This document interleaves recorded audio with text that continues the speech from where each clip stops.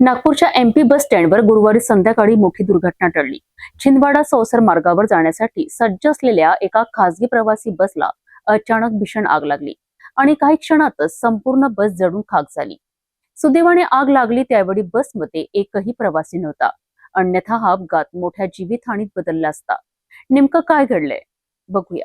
नागपूरच्या MP bus stand परिसरात गुरुवारी सायंकाळी 4:15 सुमारास एक धक्कादायक घटना घडली। छिंदवाडा सौसर मार्गावर धावणारी अमीना ट्रॅव्हल्सची MH49 AT 3249 क्रमांकाची बस प्रवासासाठी सज्ज होती। बस काही मिनिटातच रवाना होणार असतानाच अचानक धुराचे लोट बाहेर येऊ लागले आणि क्षणार्धात आगीने रौद्ररूप धारण केले। प्रत्यक्षदर्शींनी दिलेल्या माहितीनुसार बसमधील शॉर्ट सर्किटमुळे ही आग लागल्याची प्राथमिक शक्यता वर्तवली जात आहे। आग इतकी भीषण होती की काही मिनिटातच संपूर्ण बस ज्वाळांच्या विळख्यात सापडली।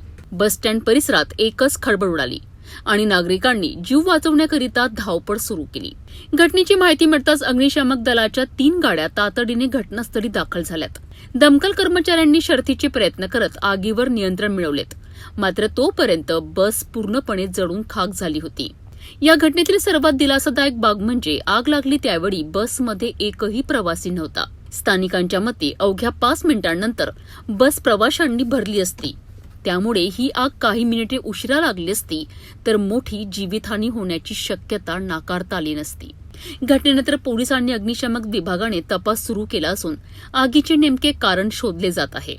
दरम्यान बस स्टँडवरील इतर बसांचीही तपासणी करण्यात येत असून सर्व ट्रॅव्हल्स चालक आणि मालकांना वायरिंग तसेच फायर सेफ्टी यंत्रणांची नियमित तपासणी करण्याच्या सूचना देण्यात आल्या आहेत। यहाँ के जो लोग बता रहे हैं कि बैटरी में शॉर्ट सर्किट होने के कारण अंगार लगी है, पर अपन अभी अंगार बुझाने का काम कर रहे हैं, कूलिंग का काम चालू है।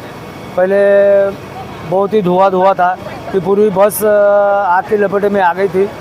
हमको 16:16 को कॉल आया हमारे कंट्रोल रूम में। वैसे वहाँ से तुरंत एक सिविल अग्निशामक केंद्र की पूरी टीम और वाहन के साथ घटनास्थल पर पहुंची। आग पर नियंत्रण पा लिया था, पर पानी की और बौछार होने के कारण कॉटन मार्केट अग्निशामक केंद्र की गाड़ी 1-2 मिनट के अंतर से वो तुरंत घटनास्थल पर पाचारण किया वाहन को।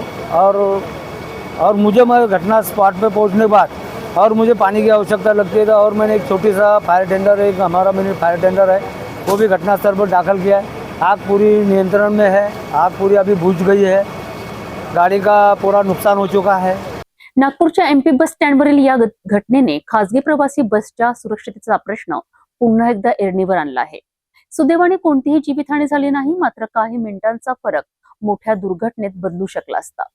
आगीमागील नेमकं कारण तपासानंतर स्पष्ट होणार असले तरी बसमधील सुरक्षा उपाययोजनांबाबत अधिक सतर्कता आवश्यक असल्याचे या घटनेतून समोर आले आहे।